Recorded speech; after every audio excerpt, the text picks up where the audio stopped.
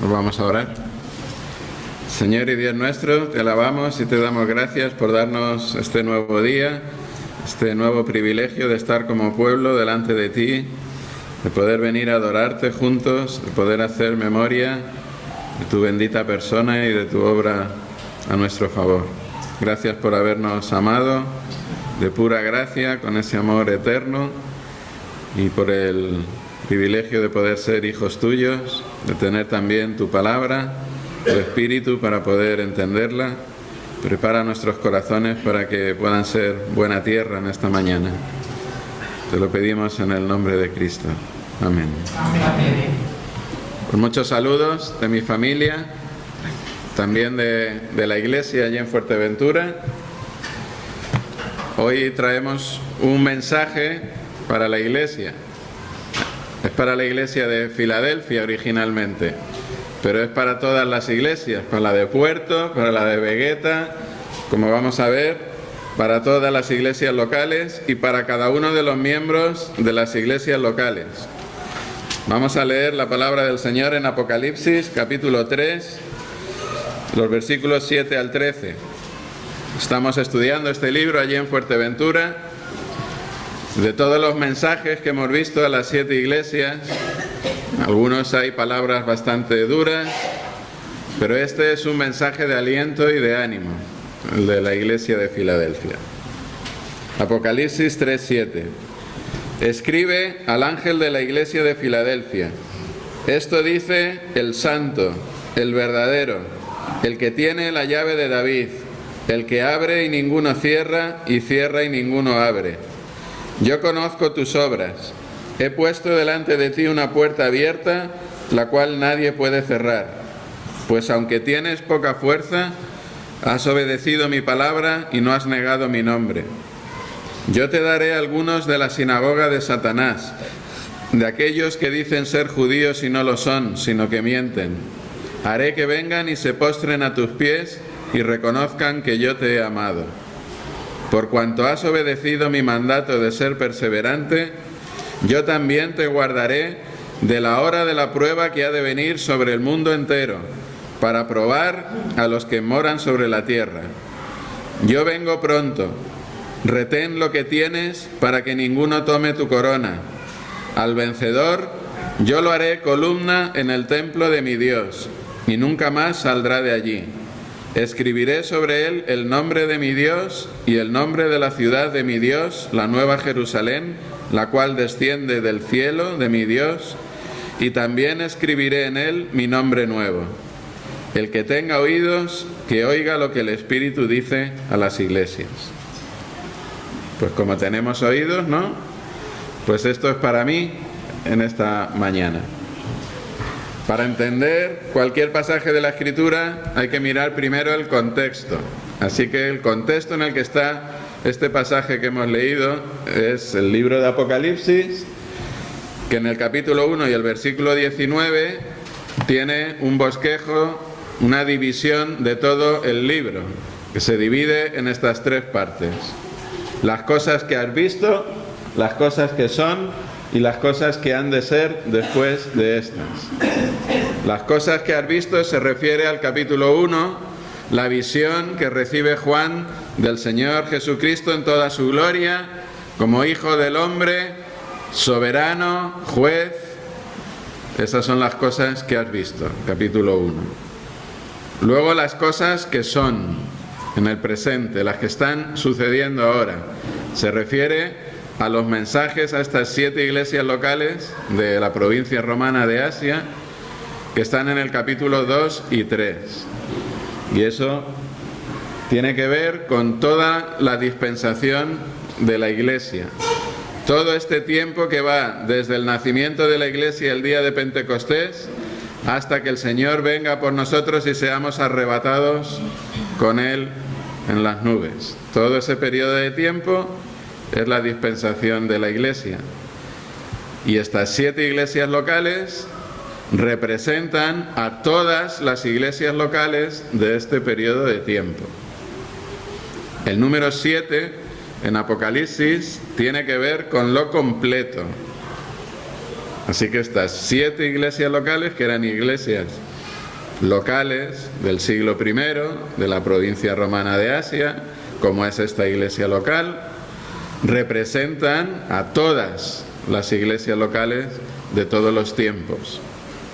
Por eso este mensaje, que en principio iba para la iglesia de Filadelfia, es también para la iglesia de Vegeta, ¿vale? Y a partir del capítulo 4 empieza a hablar de las cosas que han de suceder después de estas. ¿Después de qué? Después de la dispensación de la iglesia. Cuando hayamos sido arrebatados con el Señor al cielo, comienza todo lo que está descrito en el resto del libro de Apocalipsis, que bueno, no vamos a pararnos ahora, pero incluye los 7 años de tribulación, que equivalen a la semana 70 de la profecía de Daniel y a lo que el Señor dice en el sermón profético, en los evangelios, el reino milenial de Cristo, que aparece en el capítulo 20, y después de que el Señor destruya a sus enemigos y del juicio delante del gran trono blanco, comienza el estado eterno, los cielos nuevos y tierra nueva que el Señor va a hacer.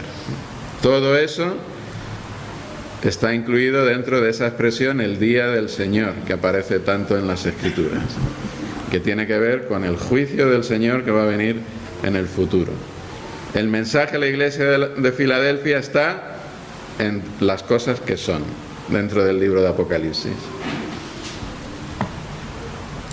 Filadelfia sería, el apóstol Juan está aquí en la isla de Patmos, exiliado en la persecución del emperador romano Domiciano por causa del testimonio del Señor, y desde aquí recibe esta visión del Apocalipsis. Y si un mensajero llevara el Apocalipsis a estas 7 iglesias, este sería la 6ª iglesia en recibir este mensaje, Filadelfia. Son 7 iglesias locales que existían en esta época, en esta provincia romana de Asia, lo que hoy es Turquía, pero que representan a todas. Todas las 7 cartas que van destinadas a estas 7 iglesias tienen la misma estructura, que es esta que está aquí.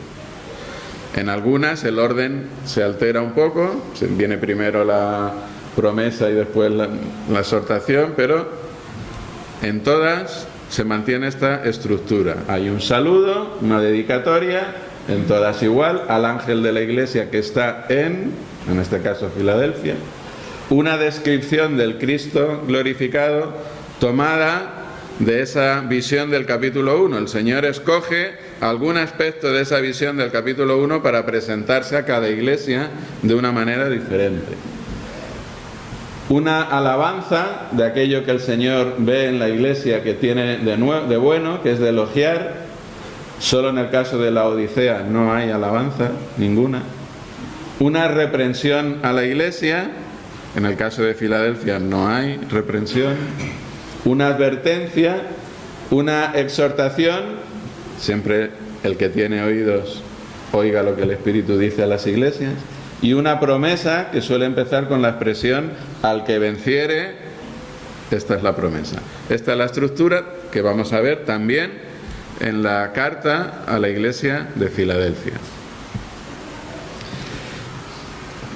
El saludo dice: escribe al ángel de la iglesia de Filadelfia. ¿Quién es el ángel de la iglesia de Filadelfia? Bueno, aquí los expertos no se ponen de acuerdo. Yo me inclino con este hermano Walbur a pensar que se está refiriendo a los ancianos de la iglesia de Filadelfia, no a un ángel como Gabriel o Miguel, sino a los ancianos de la iglesia, mensajeros a estas 7 iglesias, los pastores de estas iglesias a través de los cuales llegó este mensaje a la congregación. Ángel es una palabra griega que significa mensajero. Aparece muchas veces en el Nuevo Testamento. Por ejemplo, cuando se fueron los mensajeros de Juan, comenzó a hablar de Juan a la gente. Juan, el Bautista, envía mensajeros a Jesús, ¿no? Esto es la palabra ángel. Aquí en griego dice: cuando se fueron los ángeles de Juan, no fueron ángeles con alas, no, fueron discípulos de Juan que envió como mensajeros con una pregunta para Jesús. Cuando Jesús envía mensajeros delante de él a aquella aldea de los samaritanos para hacerle preparativos, no mandó ángeles. Estos mensajeros eran sus discípulos, ¿no?, que van con su autoridad a esta ciudad en nombre de Jesús, a preparar la llegada de Jesús, ¿no? El mensajero también se emplea para personas con autoridad delegada que actúan en nombre de otro, ¿no? Dice en el capítulo 1: el misterio de las 7 estrellas que has visto en mi diestra y de los 7 candeleros de oro. Las 7 estrellas son los ángeles de las 7 iglesias, y los 7 candeleros que has visto son las 7 iglesias. El Señor explica este símbolo a qué se refiere. Mira, el candelero, los 7 candeleros son las 7 iglesias, representa a las 7 iglesias. Y las 7 estrellas que has visto sujetando yo en mi mano son los ángeles de las 7 iglesias, que están en la mano del Señor. Los ancianos de la iglesia pertenecen al Señor, tienen autoridad delegada por el Señor, Él los sostiene, Él los sustenta, Él los guarda, Él los lleva adelante en su mano, en su servicio, en su ministerio para la iglesia. Yo creo que escoge la figura de estrellas, porque las estrellas el Señor las creó ¿para qué? Para servir de señales para las estaciones, días, años, lumbreras en la expansión de los cielos. ¿Cómo se guiaban antes de que hubiera GPS los marinos? Se guiaban por las estrellas. ¿Qué problema tuvo el apóstol Pablo en su naufragio en el libro de los Hechos en el capítulo 27? Que no apareciendo ni sol ni estrellas por muchos días, acosados por una tempestad no pequeña, habíamos perdido la esperanza de salvarnos. No podían ver las estrellas por la tempestad y por tanto no podían guiarse. No sabían dónde estaban, porque las estrellas sirven para guiar. Y el Señor, la autoridad delegada de los mensajeros del Señor en la iglesia, que son los ancianos, están para guiar, entre otras cosas, a la congregación. Así que yo creo que el ángel de la iglesia de Filadelfia representa a los líderes de la iglesia, a los ancianos de la iglesia que llevan el mensaje del Señor a la iglesia. Vamos a aprender un poco del contexto de la ciudad de Filadelfia para entender mejor lo que está diciendo en esta epístola. Filadelfia, ¿qué significa? Significa en griego amor fraternal, amor de hermanos. Filia, amor, adelphos, hermano. Cuando dice permanezca el amor fraternal, en griego dice permanezca la Filadelfia. Amor fraternal. ¿Y por qué le pusieron ese nombre a Filadelfia? Por estos dos. Eumenes era el rey de Pérgamo, de este reino, en lo que hoy es Turquía, y su hermano, Átalo, que después le sucedió en el trono, le quería tanto, le hizo tan buen servicio que le llamaron Filadelfo, de mote. Porque este fue el general del ejército de su hermano, consiguió victorias para su hermano, fue en misión diplomática, enviado por su hermano a donde quiera que fuera necesario, porque su hermano confiaba en él, fue en misión diplomática a Roma. Los romanos le quisieron convencer para que traicionara a su hermano y se convirtiera él en un rey títere de Roma, y él no quiso, no traicionó a su hermano, se enfrentó a los romanos y no traicionó a su hermano. Y todo esto le valió el sobrenombre de Filadelfos, el que ama a su hermano. Y no se sabe si fue él o Átalo quien fundó la ciudad en el año 189 a.C., pero la ciudad se llamó Filadelfia en honor de Átalo, el que amaba a su hermano. Y ellos fundaron esta ciudad con una visión, con un propósito. Pérgamo era un reino de cultura griega. Y todos los reinos que ellos iban conquistando a partir de la ciudad de Pérgamo, como Frigia, Lidia, no eran griegos de cultura. Y ellos querían extender la cultura griega, el idioma griego, la religión griega, por todo lo que ellos iban conquistando. Y crearon la ciudad de Filadelfia para que fuera un centro de expansión de la cultura griega.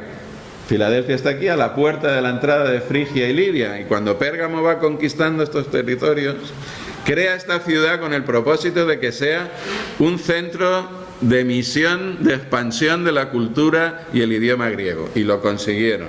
En el siglo I, ya en toda esta región de lo que habría sido el reino de Pérgamo, solo se hablaba griego. Filadelfia está aquí en un valle, ¿no? ¿Ven esto verde de aquí? Es un valle. Esta es la ciudad turca hoy de Al-Aseir, que es la antigua Filadelfia, y ven que está en un valle. Pero es un valle que está en un terreno volcánico. Esta sería una reconstrucción de la antigua ciudad de Filadelfia, y esta es la moderna ciudad turca de Al-Aseir. Ven en este valle tan extenso. Es un terreno donde a día de hoy todavía permanecen los viñedos, que es la principal fuente de riqueza de esta región y que ya lo era en la época del apóstol Juan. Esto de viñedos en un terreno volcánico nos suena, ¿no? Qué ricos son los vinos de los viñedos que se plantan en tierra volcánica, ¿eh? Tienen un sabor único y especial, ¿no? Que se ve que algo así pasaba en Filadelfia. Pero claro, Filadelfia la llamaban Atenitas, la pequeña Atenas, porque tenía un montón de templos, igual que en Atenas, a montón de dioses. El principal de todos los dioses que se adoraba en Filadelfia, el dios Baco, el dios del vino. Si el viñedo era la fuente de riqueza, el dios principal era Baco. Las fiestas en honor del dios Baco, las bacanales, han pasado a nuestro idioma como sinónimo de ¿qué? De orgía, desorden, tumulto, desenfreno. Una bacanal es una orgía de desenfreno, de alcohol y de sexo. Eso es una bacanal. Si ha pasado así a nuestro idioma es porque las bacanales eran esto. También había templos dedicados al emperador. El apóstol Juan está exiliado en una isla, condenado a trabajos forzados, porque el emperador Domiciano está exigiendo a todos los súbditos del imperio que le adoren a él como a Dios. Los creyentes no cedían como Juan, y por eso estaba exiliado en Patmos. También había templos dedicados al emperador en Filadelfia. Estar en un terreno volcánico tiene sus ventajas, pero también sus desventajas, ¿no? ¿Qué pasa en Turquía? Cada 3x2 sale en el telediario un terremoto en Turquía, ¿no? Es un país con varias fallas, y las fallas de esta península de Anatolia convierten a Turquía en un hervidero de terremotos. Aquí está la antigua Filadelfia, la moderna Al-Aseir. Este es el último terremoto en octubre, magnitud 6,1 en la escala Richter, aquí bien cerquita de Filadelfia, ¿no? En el año 17 después de Cristo hubo un terremoto cuyo epicentro no estaba aquí, estuvo aquí, en la ciudad de Filadelfia. La arrasó la ciudad de Filadelfia. Y además, cuando hay un terremoto, normalmente durante años hay muchas réplicas después del terremoto. Entonces, en la ciudad de Filadelfia, después del gran terremoto y de reconstruir la ciudad, cada 3x2 venía una réplica del terremoto. Y aquello empezaba a temblar otra vez. La gente estaba acostumbrada que cada 3x2 tenían que salir de la ciudad a campo abierto. Algunos ya hasta se habían hecho casas fuera de la ciudad cada vez que había un temblor, y salían corriendo otra vez fuera de la ciudad para ponerse a salvo. Esto era el pan nuestro de cada día en la ciudad de Filadelfia cuando el apóstol Juan escribe esta carta, ¿vale? Bien, esto en cuanto a la ciudad, que nos va a ayudar a entender por qué el Señor le dice algunas cosas. Ahora viene la descripción del Señor. ¿Cómo se presenta el Señor a la iglesia de Filadelfia? El Señor dice, esto dice primero el Santo, que es una manera de decir, esto dice Dios. Porque ¿quién es el Santo? ¿Qué dice el Antiguo Testamento? ¿A qué pues me haréis semejante o me compararéis? Dice el Santo. Levantad en alto vuestros ojos y mirad quién creó estas cosas. Él saca y cuenta su ejército, a todas llama por sus nombres, ninguna faltará. Tal es la grandeza de su fuerza y el poder de su dominio. El Santo, el que está separado de todo, el único, el que todo lo trasciende. Está por encima de todo, distinto a todo, único, trascendente. El que ha creado todas las cosas con la grandeza de su fuerza y el que las sostiene con el poder de su dominio. Ese es el Santo. Santo, santo, santo es el Señor de los ejércitos celestiales. Toda la tierra está llena de su gloria. El superlativo más grande que hay en hebreo, repetir 3 veces, santo, santo, santo. El mega, hiper, super, santísimo. No hay más superlativos en el idioma griego. El santo. Hay un cántico que no sé si lo han cantado aquí, no es como yo, no le conocen. Pues este cántico precioso es una definición perfecta de quién es el santo. El que no es como yo, es limpio y sin pecado, absolutamente separado del mal. Es santo y perfecto, sublime, eterno, no hay comparación, trasciende lo que existe. La idea es esta: el que está por encima y separado de todo, único, trascendente, perfecto, en pureza. También dice que es el verdadero, una palabra griega que significa el auténtico. El verdadero, el auténtico, el de verdad, el genuino, el original, el que no es una copia, el que no es falso, el verdadero. Todos los demás dioses que se adoraban en la ciudad de Filadelfia eran falsos. Esto dice el verdadero. Así se presenta él a esta iglesia. Aunque haya algunos que se llamen dioses, en Filadelfia había muchos, incluido el emperador, para nosotros solo hay un Dios, el Padre, del cual proceden todas las cosas, y nosotros para Él, y un Señor Jesucristo, por medio del cual son todas las cosas, y nosotros por medio de Él. Un solo Dios en 3 personas. El Hijo es el verdadero, no un fake, el verdadero. Y además es el que tiene la llave de David y el que abre y ninguno cierra, y cierra y ninguno abre. ¿Qué cuadro es este? La rendición de Breda, también llamado Las Lanzas. ¿De quién?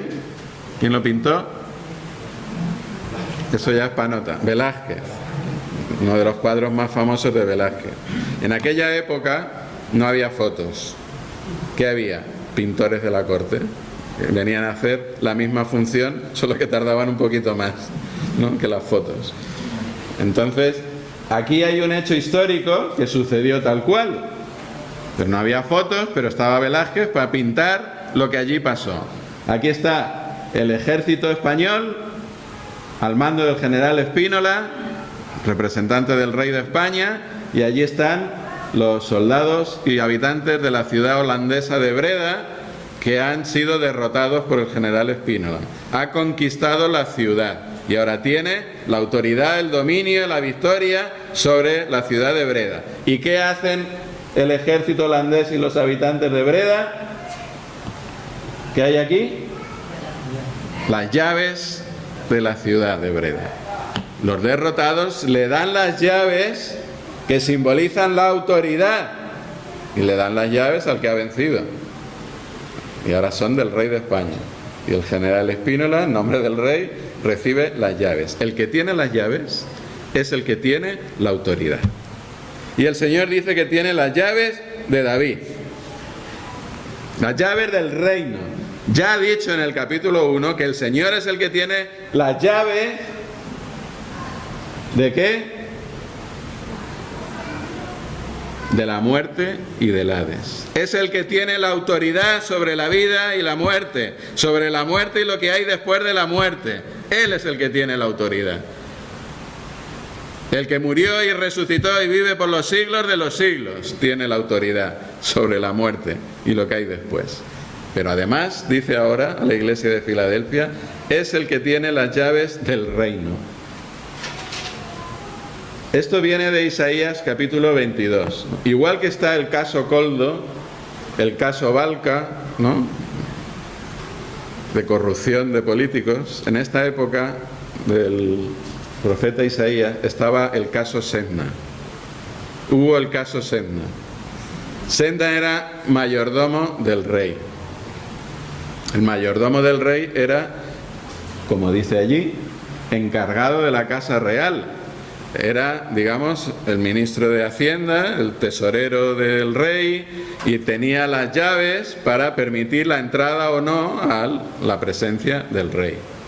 Eso eran las funciones del mayordomo. Y este Semna lo que hizo fue aprovecharse de aquella posición para enriquecerse él a costa del pueblo. Qué raro, ¿no? Pues el caso Semna.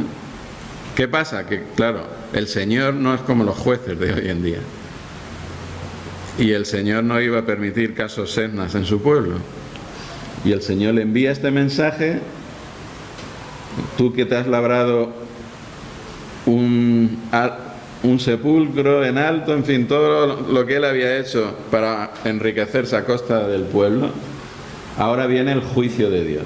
Dios no va a pasar por alto esto. Te voy a derribar, a destituir de tu cargo, y en tu lugar voy a llamar a mi siervo Eliakim. Lo voy a vestir de tus vestiduras, lo ceñiré de tu talabarte y entregaré en sus manos tu autoridad, tu potestad.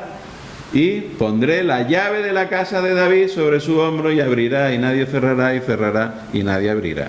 Esas eran las funciones del mayordomo. Ahora mi siervo Eliakim es el que lleva las llaves de la casa de David y va a cumplir esta función.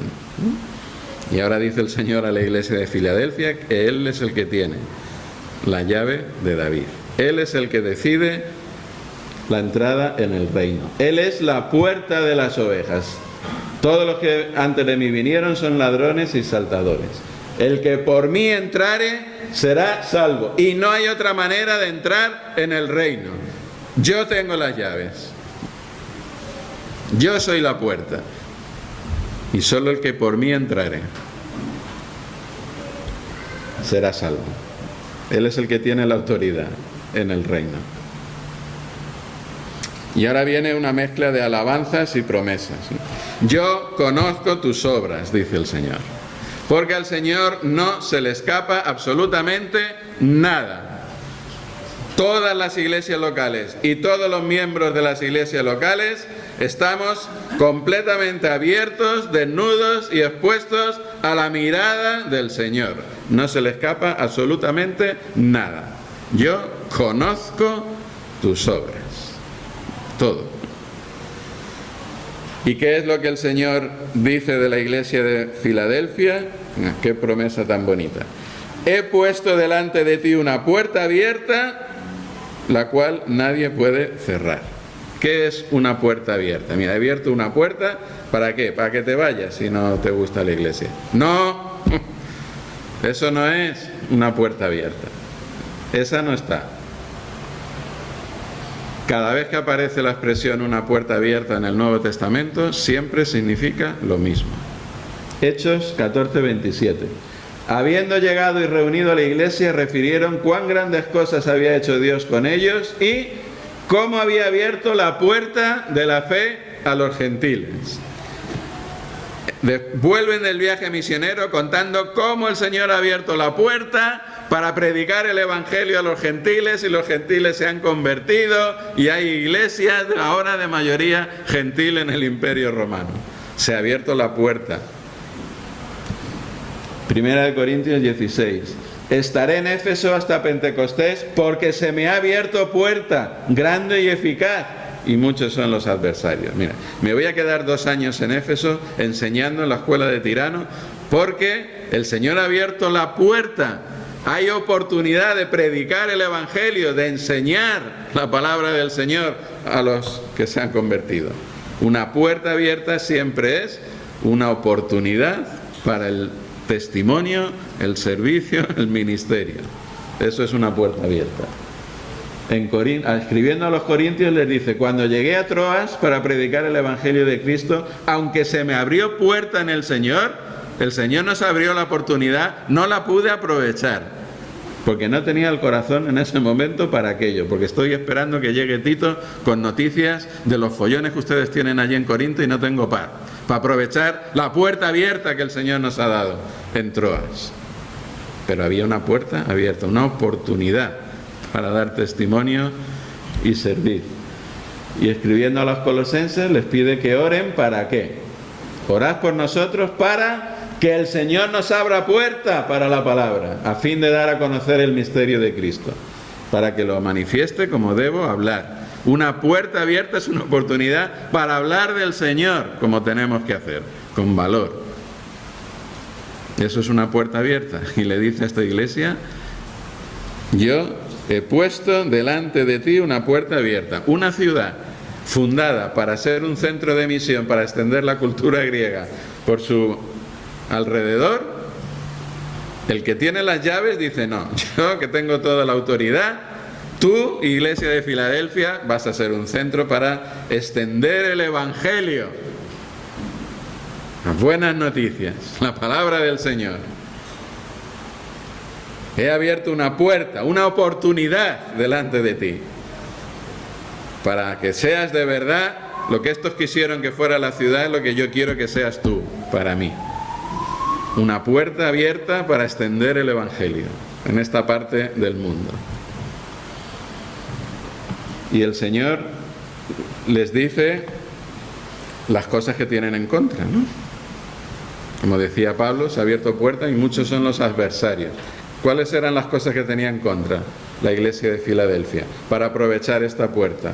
Primero, aunque tienes poca fuerza, no era una mega iglesia. Filadelfia era una iglesia de pocos y pobres. Pocos y pobres. Tienes, humanamente hablando, poca fuerza. Así era la iglesia de Filadelfia. Yo hace mucho que no estoy por aquí, no sé ahora cómo son ustedes. Hay muchos ricos, hay mucha gente influyente aquí en Las Palmas, ¿no? Sí, normalmente las iglesias no son así. Son como Filadelfia. Aunque sois pocos y pobres, es que esto es lo que Dios ha escogido. El que tiene la autoridad, tiene las llaves, ha puesto una puerta abierta. Y aunque tienes poca fuerza, yo tengo las llaves, tengo toda la autoridad. El Señor les dice a los corintios que Dios eligió el qué. Lo que el mundo considera ridículo para avergonzar a los que se creen sabios. Cosas que no tienen poder para avergonzar a los poderosos. Lo despreciado por el mundo, lo que se considera como nada, para convertir en nada lo que el mundo considera importante.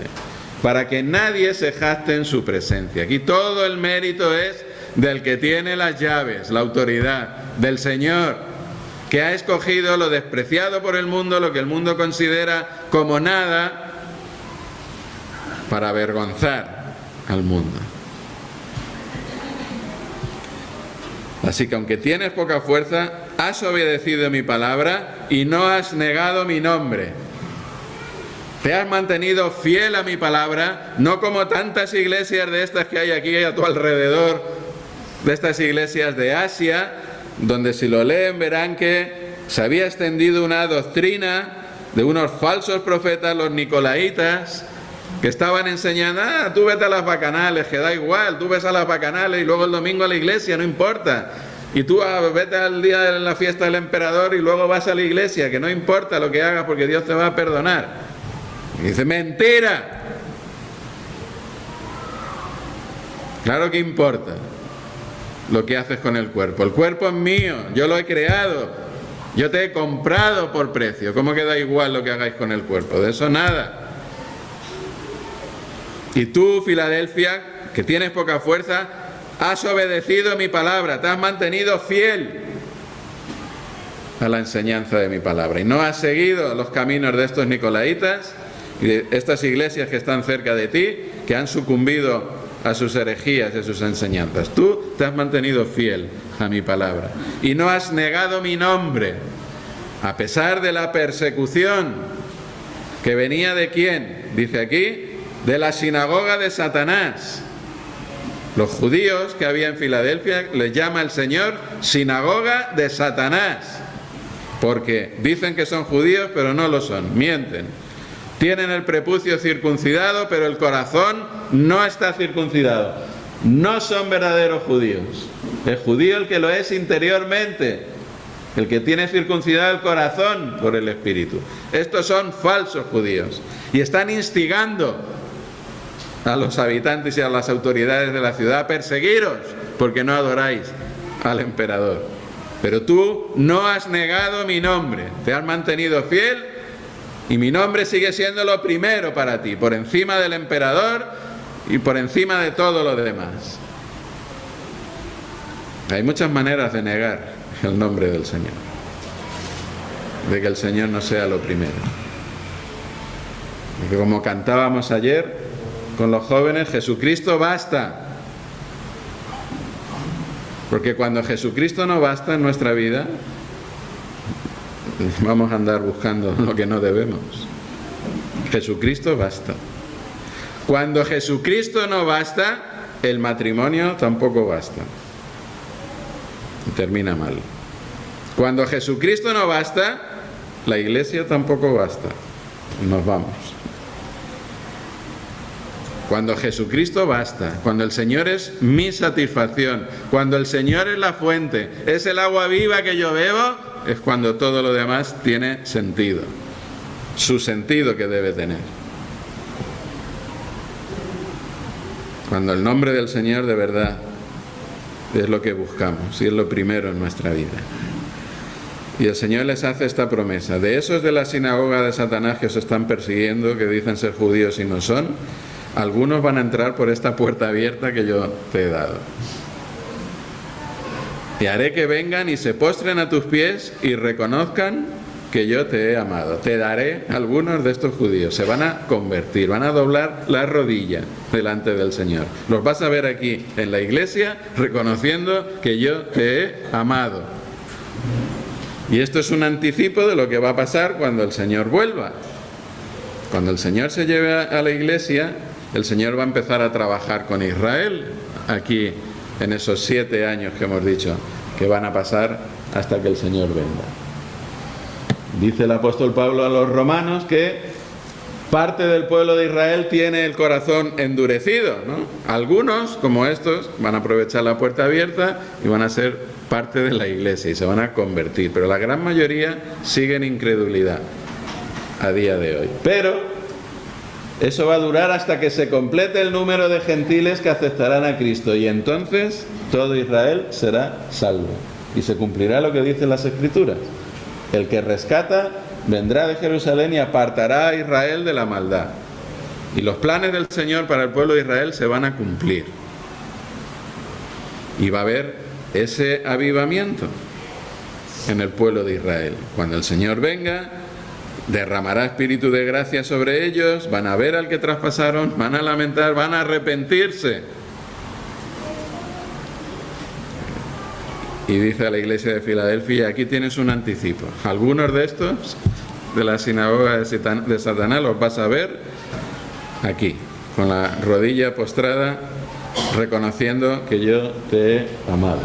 Y además le hace otra promesa: por cuanto has obedecido mi mandato de ser perseverante, yo también te guardaré de la hora de la prueba que ha de venir sobre el mundo entero para probar a los que habitan sobre la tierra. Te voy a guardar de la hora de la prueba que ha de venir sobre el mundo entero. Esta hora de la prueba no está hablando de una persecución más. No está hablando de las tribulaciones que sufre la iglesia a lo largo de esta dispensación de la iglesia. No, esto es una cosa diferente. Esto es la hora de la prueba, no una hora de la prueba más. La hora de la prueba. Que no va a venir aquí sobre Filadelfia, Asia Menor, no, sobre el mundo entero. Esto es otra cosa. Sí, tribulaciones siempre las ha habido, persecuciones siempre las ha habido. Que nadie se inquiete por estas tribulaciones, que para esto estamos puestos, que tenemos que entrar en el reino de Dios a través de muchas tribulaciones, que nos gloriamos en las tribulaciones. Sí, que esto va a pasar durante el tiempo de la iglesia. Pero de lo que el Señor está hablando aquí, que le promete a esta iglesia, que representa a todas las iglesias de la era de la iglesia, lo que el Señor está prometiendo aquí es librarlos de un tiempo especial, la hora de la prueba. La tribulación que va a durar esos 7 años cuando el Señor se lleve de este mundo a la iglesia. Lo que dice la semana 70 de Daniel. Durante ese tiempo de tribulación, Dios va a trabajar con Israel. Estos 7 años desde el arrebatamiento hasta que el Señor venga, en el capítulo 19 de Apocalipsis, del capítulo 6 al 19, está hablando de esto. De esto es de lo que dice Dios que va a librar a la iglesia. Porque habrá entonces gran tribulación, cual no la ha habido desde el principio del mundo hasta ahora, ni la habrá. No es esas tribulaciones que hemos leído antes, por las que pasamos los creyentes en las iglesias ahora. No, esto es una cosa única, que va a suceder solamente esta vez en la historia, esta gran tribulación. Y va a suceder inmediatamente antes de la venida del Señor, inmediatamente después de la tribulación de aquellos días. Va a pasar todo esto y entonces verán al Hijo del Hombre viniendo sobre las nubes. Va a suceder justo antes de la venida del Señor. Y nosotros estamos esperando que el Señor venga. No estamos esperando que suceda todo esto de lo que habla Apocalipsis, ¿no? Nosotros de lo que estamos esperando es que el Señor venga. Y en ese tiempo de angustia, cual nunca fue desde que hubo gente hasta entonces, dice Dios a Daniel que va a trabajar con su pueblo. Es una tribulación que no ha habido nunca. Es esa angustia, tiempo de angustia para mi pueblo Israel, que en toda la historia nunca ha habido. Un tiempo de angustia como nunca ha habido, una cosa única, especial, donde Dios va a trabajar con su pueblo para llevarlo al arrepentimiento, al pueblo de Israel. Primer objetivo de la tribulación. Segundo objetivo, el que le dice aquí a la iglesia de Filadelfia. Es la hora de la prueba que ha de venir sobre el mundo entero para probar a los que moran sobre la tierra. Es un tiempo de juicio para los moradores de la tierra, que es una expresión técnica en el libro de Apocalipsis, que siempre que aparece los moradores de la tierra es para referirse a aquellos cuyos nombres no están escritos en el libro de la vida del Cordero. Los moradores de la tierra no son habitantes nada más, son los que han echado raíces en la tierra. No son ciudadanos del cielo como nosotros, son moradores de la tierra. Solo piensan en lo terrenal. Viven como si no hubiera nada por encima del sol. Moradores de la tierra. Todos sus valores, sus intereses, sus metas, como gastan su tiempo, viven sus vidas, es aquí, arraigados en la tierra. Moradores de la tierra. Eso es lo que significa. Y este tiempo va a ser para sacar a relucir lo que hay en el corazón de los moradores de la tierra, para que se vea, Dios es justo y va a juzgar a las naciones. Y esta es la hora de la prueba que viene sobre el mundo entero para sacar a relucir lo que hay en el corazón de los moradores de la tierra. Porque ¿cuál es la palabra que define y describe estos 7 años de tribulación? Hay una palabra, que es ira. Ira. Cuando se abre el 6º sello, ¿qué dice? Escondednos del rostro de aquel que está sentado sobre el trono y de la ira del Cordero, porque el gran día de su ira ha llegado. Todo lo que habla cuando se abren esos sellos es ira de Dios derramándose sobre los moradores de la tierra. Cuando suenan las trompetas, ¿qué es? El 7º ángel tocó la trompeta, las naciones se iraron y tu ira ha venido, el tiempo de juzgar, ha venido tu ira. Y cuando vienen las copas, ¿qué es? Las 7 plagas postreras, que en ellas se consuma, ¿qué? La ira de Dios. Hice y derramad sobre la tierra las 7 copas ¿de qué? De la ira de Dios. ¿Qué es la tribulación? Es ira de Dios. Una y otra vez. Los sellos, las trompetas y las copas, que van seguidos unos de otros, son ira de Dios. Y la Iglesia no puede estar bajo la ira de Dios. No puede ser. Dios no sería fiel a sus promesas. Esto es para que salga a relucir lo que hay en el corazón de los moradores de la tierra. Que ni aun sufriendo todo esto se van a arrepentir ni van a dejar de adorar a los demonios y las imágenes, de la violencia, las adicciones, la inmoralidad sexual, los robos. No se van a arrepentir. Va a salir a relucir lo que de verdad hay en el corazón cuando se derrame la ira de Dios sobre este mundo. ¿Pero qué nos ha prometido el Señor a nosotros? ¿Qué estamos esperando? ¿Una tribulación? No, estamos esperando a su Hijo, que nos libra de la ira venidera. Jesús nos libra de la ira venidera. No vamos a pasar por ira de Dios. Ya la sufrió Él en la cruz por nosotros. Murió, ¿por qué? Para que ya sea que velemos o que durmamos, vivamos juntamente con Él. No nos ha puesto Dios para ira.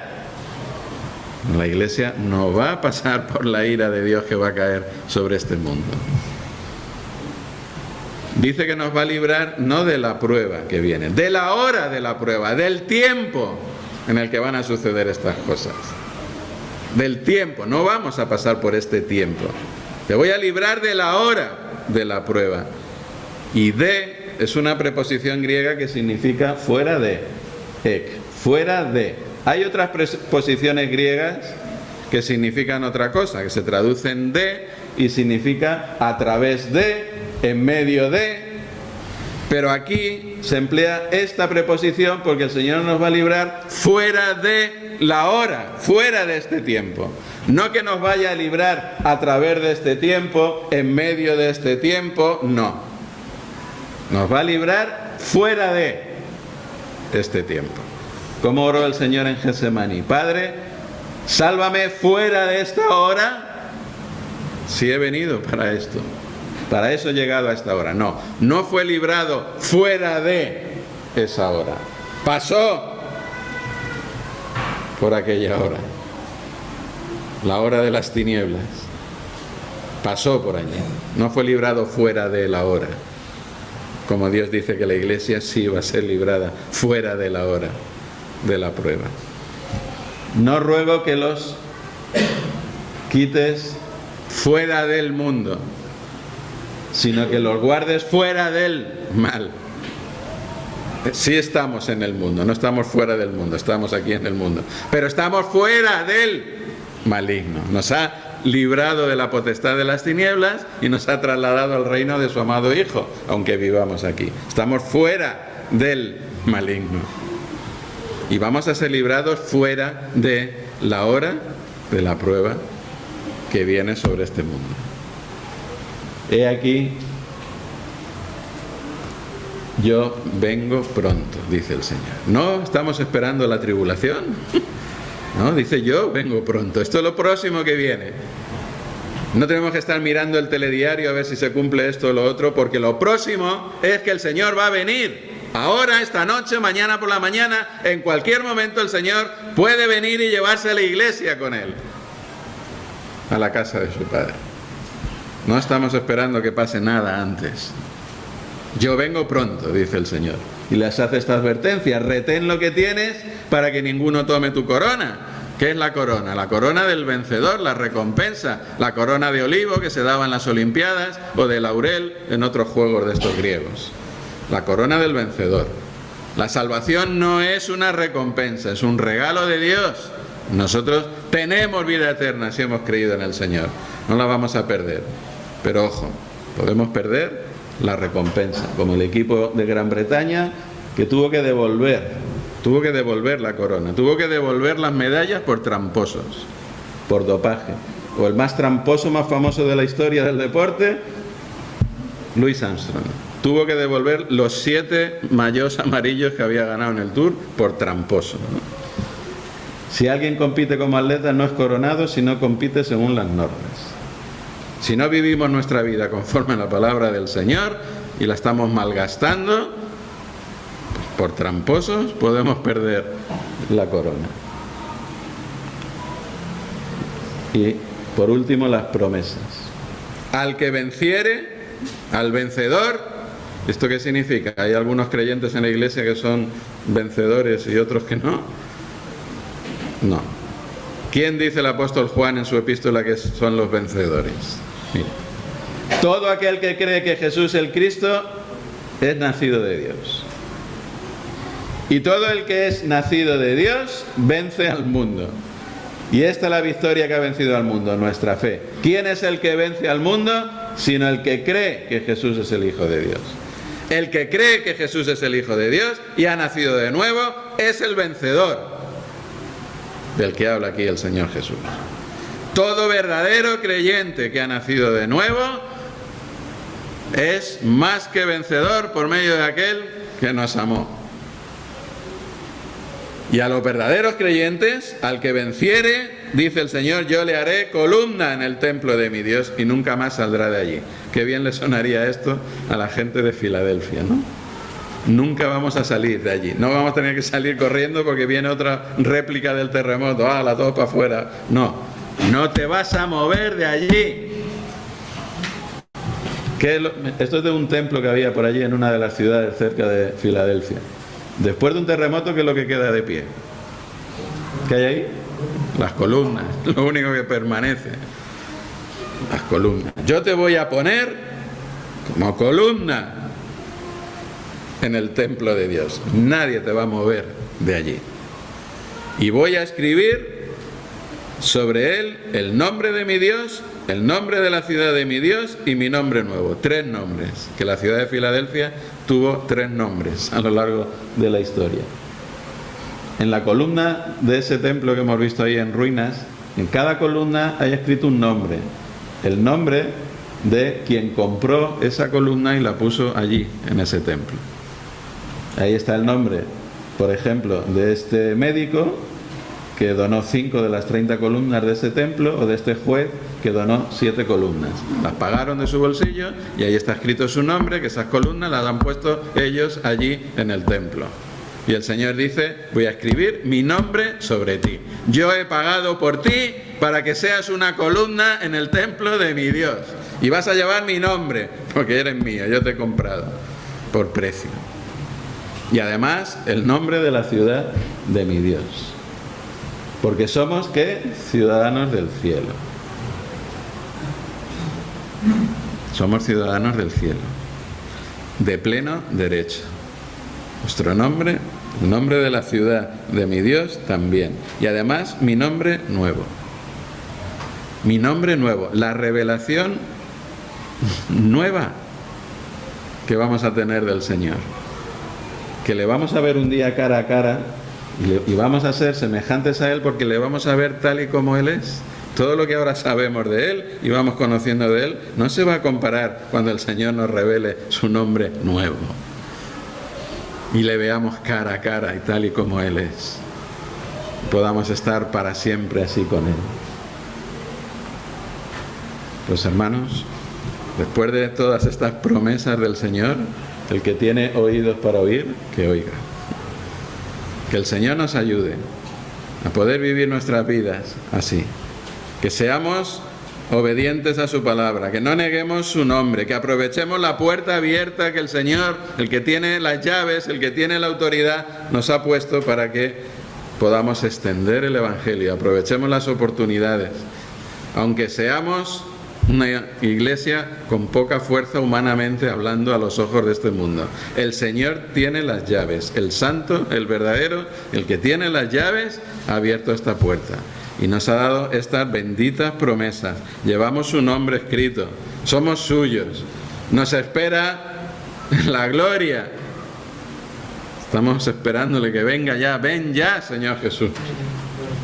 Amén. Ven, Señor, pronto.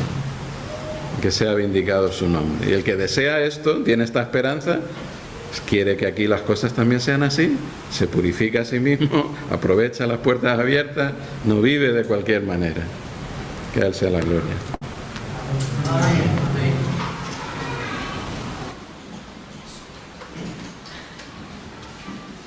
Podemos, hermanos, continuar con esta reunión y el tiempo libre.